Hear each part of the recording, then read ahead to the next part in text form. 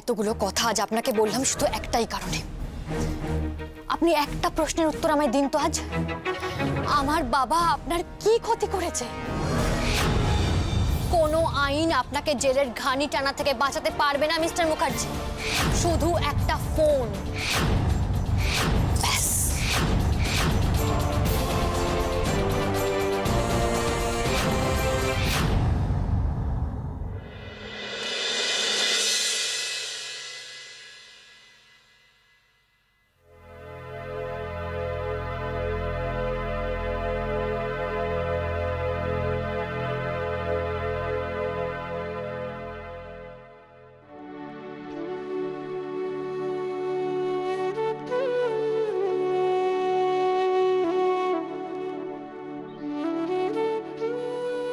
এখানে বসে বসে কি করছো?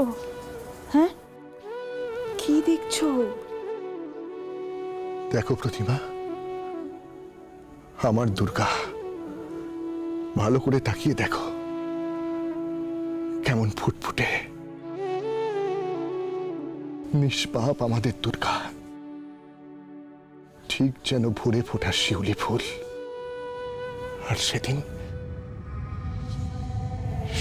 ওরা আমার এই ফুলের মতো মেয়েটাকেই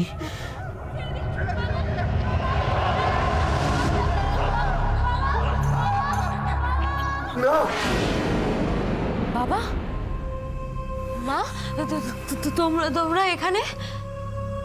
মানুষটার মাথা ঠিক নেই রে, আমি ঘরে এসে না না প্রতিমা না, সেই দৃশ্য তুমি দেখোনি, খবরে কাগজে পড়েছি, এই ঘটনার কথা আমি শুনেছি, কিন্তু নিজের চোখের সামনে নিজের মেয়েকে ওইভাবে দেখেছিস কি ভীষণ একটা ভয় ওকে চেপে বসেছে।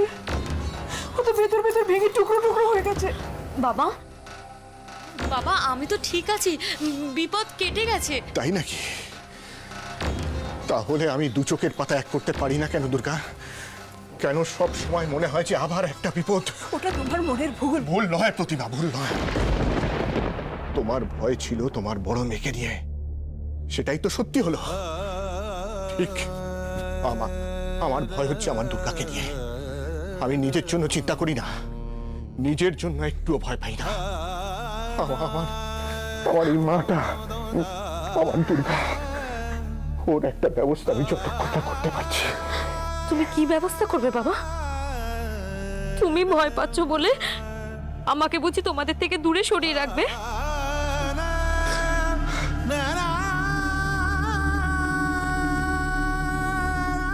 আমি তো জানতাম আমি আর দিদিয়া তোমার দুই হাত, তোমার শক্তি। ছোটবেলা থেকে আমরা তোমার আদর্শে বড় হয়েছি বাবা। তুমি আমাদের সব সময় শিখিয়েছো ভয়কে জয় করতে, আর আজ তুমি নিজেই ভয় পাচ্ছ। আমি তো এই বাবাকে চিনি না, এটা আমার বাবা নয়। আমার দিকে তাকাও। তুমি আমাকে দিদিয়ার সাথে দেখা করতে বারণ করেছো, আমি মেনে নিয়েছি, কিন্তু আজ তোমায় আমাকে কথা দিতে হবে। আমি আমার আগের বাবাকে ফেরত চাই। দেবে বাবা?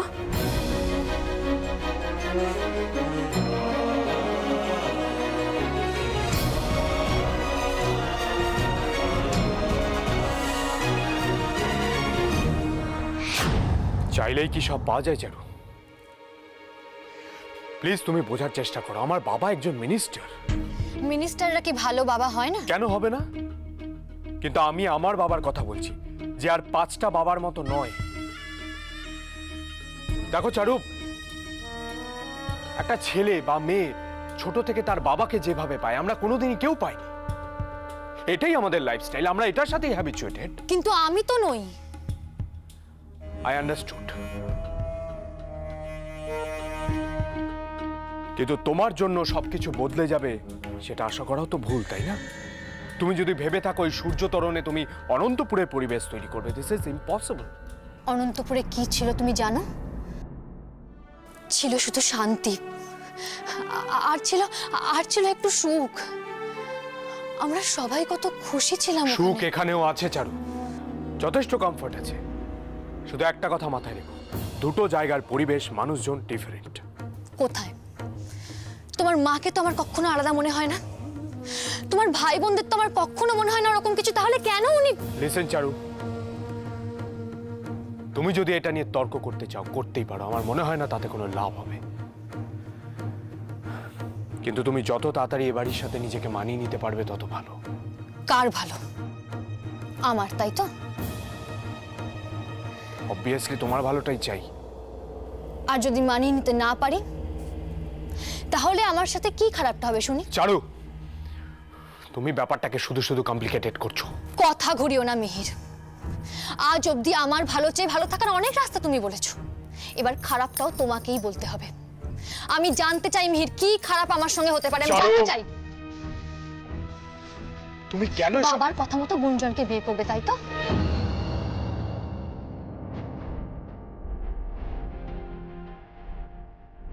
তোমার বাবা যখন বলেছেন তখন তুমি এমনিতেও তাই করবে।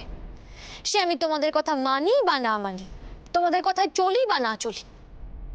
চারু, আমি শুধু চাই তুমি আমার পাশে থাকো, যাতে আমার তোমাকে নিয়ে বলার জায়গাটা জাস্ট একটু। আমি তোমার ওয়াইফ মিহির, আমার হয়ে বলার জন্য তোমায় এত কিছু ভাবতে হবে? আমি তোমায় ঠিক বুঝতে পারছি না মিহির। একটা সত্যি কথা বলো তো আমায়, তোমার আসল চেহারা কোনটা? যাকে আমি ভালোবেসেছি সে, নাকি যে ওই বাবার কথায় উঠবোস করে সে? চারু, আমাকে আমাকে অনেক কিছু ব্যালেন্স করে চলতে হয়। এসব এসব বলে আমি তোমাকে বোঝাতে পারবো না জানো। আমার তো মনে হয় তুমি এই একই কথা তোমার বাবাকেও বলো। জীবনটা অনেক ভালো খারাপ মুহূর্ত নিয়ে চলে মিহির, দাড়ি পাল্লায় ওজন করে সেগুলো হয় না। তুমি আজকে ব্যালেন্স করছো, কিন্তু এভাবে আর কতদিন? এভাবে কতক্ষণ তুমি কাকে কাকে খুশি করে চলবে? আমি বুঝতে পারছি না চারু, তুমি এতটা অবুঝ কেন? তোমায় বুঝতে পারি না তাই? তোমাকে বোঝালেও তো তুমি বুঝতে পারছো না। তুমি যেভাবে চলছো এখানে সেভাবে চলবে না। ও, তার মানে তোমাদের কাউকে কোনো প্রশ্ন করা যাবে না, তাই তো? হ্যাঁ, এটা অবশ্য আমি আগেও শুনেছিলাম যে এ বাড়ির মেয়েদের প্রশ্ন করার কোনো অধিকার নেই। তবে তোমার স্ত্রী হিসেবে এইটুকু অধিকার আমার আছে যে আমি তোমায় জিজ্ঞেস করতেই পারি যে কাল রাতে পার্টির পর হঠাৎ করে বেরিয়ে গিয়ে তুমি কোথায় ছিলে? আর তোমার টি শার্টে এই লিপস্টিকের দাগ এলো কি করে মিহির?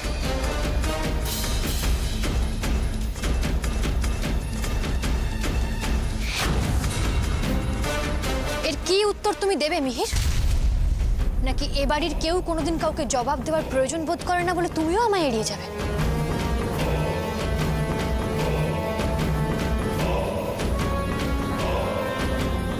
আরে বাস, কেস তো পুরো জমে দই। এখন যাই, আসল জায়গা মতো খবরটা চালান করে আসি। কোনো উত্তর নেই, তাই তো?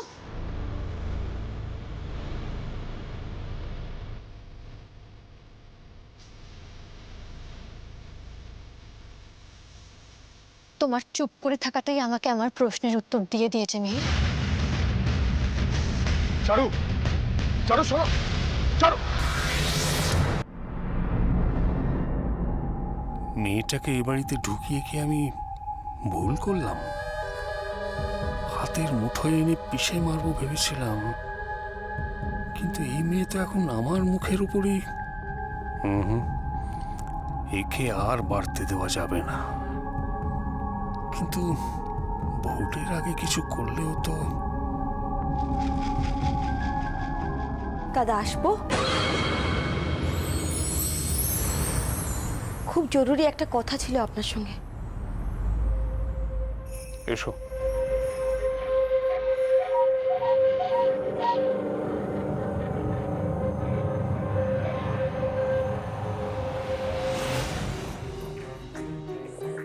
দাদা, চারু বলে মেয়েটা আপনাকে যতটা ভাবাচ্ছে আমাকেও কিন্তু ঠিক ততটাই ভাবাচ্ছে।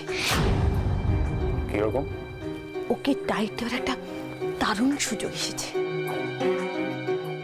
ও ওদের মধ্যে একটা বেশ একটা ছাই চাপা আগুনের আঁচ টের পাচ্ছি দাদা। ওদের ঘরের পাশ দিয়ে যাওয়ার সময় এমন কিছু কথা শুনলাম, সাথে মনে হলো ওদের দুজনের মধ্যে কিন্তু বেশ লেগেছে দাদা। এই লাগায় তো আবার ভালোবাসা বাড়ে বলে শুনেছি। না না, এই ব্যাপারটা বেশ অন্যরকম। ওদের মধ্যে এমন কিছু কথা শুনলাম যাতে মনে হলো ওদের মধ্যে কিন্তু ফাটল ধরতে পারে দাদা। আমার মনে হয় এটাই সব থেকে বড় সুযোগ, একেবারে সূচ হয়ে ঢুকে ফাল হয়ে বেরোনো। দাদা, যেটা মনে হলো চারু বলে মেয়েরকে ভালোবাসে, কিন্তু এখনো পুরোপুরি ভরসা করতে পারে না। ভেবে দেখুন দাদা, আমার কিন্তু মনে হচ্ছে। আসবো এসব রোজ মেজ বৌমা, তুমি এখন যাও, একটু চা পাঠিয়ে দিও।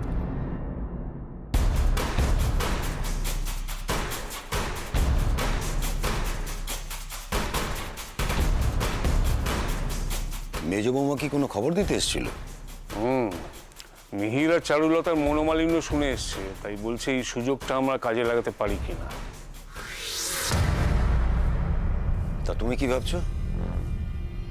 চারুলতাকে তো যেভাবেই হোক সরাতেই হবে, বুঝো, যেভাবেই হোক আর যতটা তাড়াতাড়ি সম্ভব। কিন্তু ভোটের আগে? আগে পরে নিয়ে আমি ভাবছি না, বুঝো।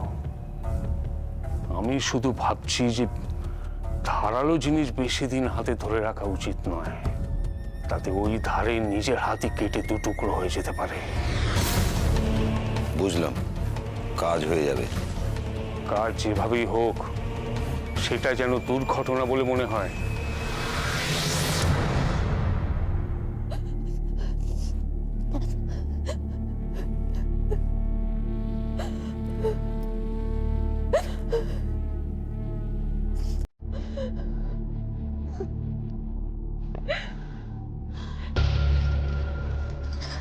কি হয়েছে জিজ্ঞেস করে আমি তোকে বিব্রত করব না। আমি সবই বুঝি। আর কাল গুঞ্জনের এ বাড়িতে আসায় আমি আরো ভালো করে বুঝতে পেরেছি যে তোদের মধ্যে বিষবৃক্ষ গজিয়ে উঠেছে। এই বিষবৃক্ষ সবে মাথা চারা দিয়েছে। কেঁদে তাতে জল ঢেলে তাকে আর বাড়তে দিস না। ভুলটা আমার মা। আমি তোমার ছেলেকে বলেছিলাম যে ওকে। যেটা হয়েছে সেটা ভুলে যা। সেসব ভুলে নিজের বরকে, নিজের ভালোবাসাকে সামলা। মিহির তোর পুরো অধিকার আছে তার উপরে। কোনোভাবে কিছুতেই অন্য কাউকে সেখানে জায়গা দিস না। আমি কেন বড় মুখ করে তোকে বলছি জানিস?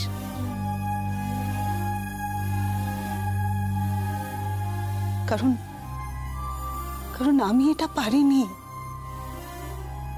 অধিকার আছে, কিন্তু দাবির কোনো জায়গা নেই।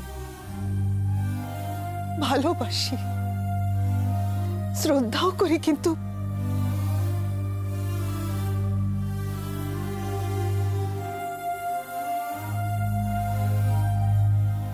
আমি যেটা পারিনি সেটা তুই পেরেছিস।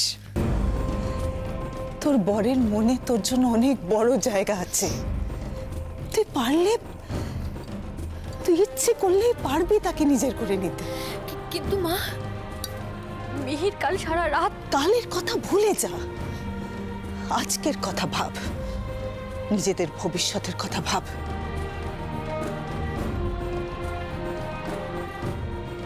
তোর মাথায় এই সিঁদুর, তোর কপালের এই সিঁদুর খেলা নয়, সেটা সবাইকে বুঝিয়ে দিতে হবে।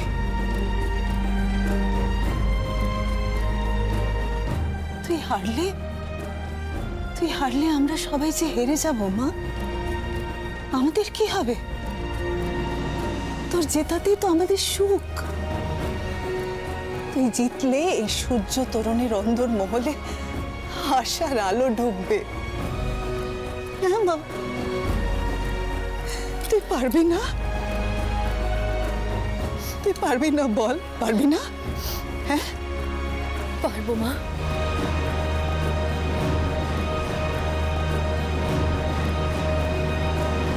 পারতে আমাকে হবেই।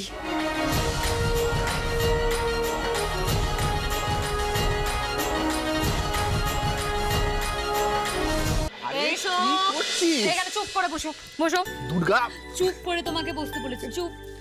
আরে এভাবে কোনো কেন? কথা নাই। ওহো, এই মেয়েটাকে নিয়ে আর পারবো না। শোন দুর্গা, চুপ, দাঁড়াও। আচ্ছা আমি কি বাচ্চা বলতো? হ্যাঁ, চুল আছড়ে দিবি, খাইয়ে দিবি। হ্যাঁ, এটুকুও তো করনি। নিজের শরীরের অবস্থাটা কি করছে দেখেছো? হ্যাঁ, দাঁড়াও। আবার কি আনতে যাচ্ছিস? চুপ, নাও ওরে বাবা, শরবতটা খাও, খাও। আরে, দুর্গা, হ্যাঁ, বাবার ব্যাগটা গুছিয়ে দিয়েছিস? গুছিয়ে দিয়েছি মা। একবার খেয়ে হয়ে গেল। টিফিন বাক্স দিয়ে দিলাম, যা খাবার আছে পুরো খেয়ে নেবে কিন্তু। আর দিস না, আর দিস না, আর আর দিস না। শোনো, হ্যাঁ, কি? সময় মতো খাবে, ঠিক আছে? ওই এতদিন পরে স্কুল যাচ্ছ, অনেক কাজ পড়ে আছে বলে খেতেই ভুলে গেলে, এটা যেন না হয়, ঠিক আছে? এই ভুলো মনের জন্য তোরা আমাকে কত কথা শুনিয়েছিস। হাতে খবরের কাগজ নিয়ে সারা ঘরময় খুঁজে বেরিয়েছি সেটা। কখনো ঘড়ি পড়তে ভুলে গেছি, কখনো চশমা, কখনো রুমাল। কিন্তু কিন্তু ওই অপমানগুলো কেন আমি ভুলতে পারছি না? ওই সমস্ত খারাপ ঘটনাগুলো, সেগুলো কেন ভুলতে পারছি না আমি? হ্যাঁ, সব মনে আছে, সারাক্ষণ মনে পড়ছে। বলার চেষ্টা করেও কেন কিছুতেই আমি কেন? বাবা, এখানে এসো, বসো, চুপ করে বসো। কি? দেখো, তুমি একটা স্বাভাবিক জীবনে ফিরছো। এখন সেই স্কুল, ছাত্রছাত্রী, তোমার লাইব্রেরি, এগুলোই সব। এইগুলো ছাড়া আর তুমি কিচ্ছু ভাববে না। তাই? তাহলে ওই ব্যাগের মধ্যে তোর মা যে খাবারটা দিচ্ছে, এটা কেন? দেখো প্রতিমা, বরাবর তো টিফিনের সময় আমি বাড়িতে এসেই খেয়েছি, তাহলে কেন? আমি ইচ্ছে করে এটা দিচ্ছি, তার কারণ এই রোদ্দুর মাথায় করে দুর্বল শরীর নিয়ে তুমি যাতায়াত করবে না। পুরো গরমকালটাই আমি খাবার দিয়ে দেবো, বুঝেছো? স্কুলেই খাবে। দেখেছিস? আর শোনো, তোমাকে এখন থেকে আর একা একা যাতায়াত করতে হবে না, হ্যাঁ? আমি ফেরার সময় তোমাকে নিয়ে আসবো। এই কি বলছিস? হ্যাঁ। এটা মহা মুশকিলে পড়ো গেল কেন? অনেক কথা হয়েছে, আর নয়। আমি বাইরে আছি, তুমি তাড়াতাড়ি এসো। আরে, হ্যাঁ এই দেখো। মা, আমি আসছি, আসছি। এই দুর্গা, তাড়াতাড়ি এসো বাবা। দুর্গা শোন। না, আচ্ছা তাড়াতাড়ি এসো। প্রতিমা, দেখো আমার একটা কথা শোনো। তোমার মেয়ে না আমাকে নিয়ে ভেবে ভেবে ও কিন্তু নিজের সময়টাই আচ্ছা ঠিক আছে, তোমাকে এখন এইসব নিয়ে ভাবতে হবে না, তুমি সাবধানে এসো। মেয়েটা বাইরে দাঁড়িয়ে আছে। সে ঠিক আছে, কিন্তু চলো চলো। ওরা যদি সবাই মিলে এরকম- কি কি কি চলো। আচ্ছা,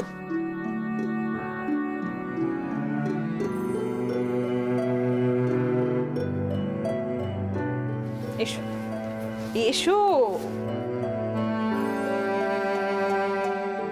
জুতো পরো। ও শোনো, একটা আবদার করবো, রাখবে? কি? ফেরার সময় তেলে ভাজা আনবে। কতদিন মুড়ি আর তেলে ভাজা খাইনি, খুব ইচ্ছে করছে। আমাকে স্বাভাবিক রাখার জন্য তোমরা আর কি কি করবে বলো তো প্রতিমা? আমি সব বুঝি, আমিও নিজেকে স্বাভাবিক করার চেষ্টা করছি প্রতিমা, কিন্তু তার জন্য একটু সময় লাগবে। ওইটুকু আমাকে দিও।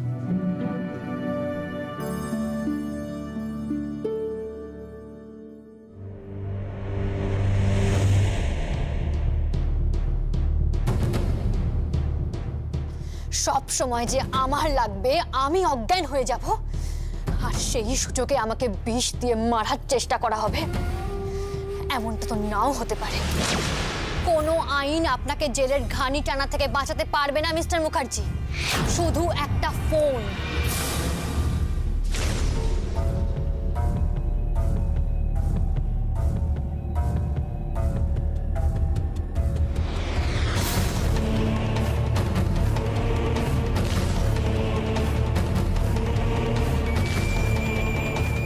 ক্ষমা করবেন স্যার, আমি এটা নিতে পারবো না। যেদিন আমি এই মেডেলের যোগ্য হয়ে উঠতে পারবো, সেদিন আমি নিজে আপনার কাছ থেকে এই মেডেলটি চেয়ে নেব।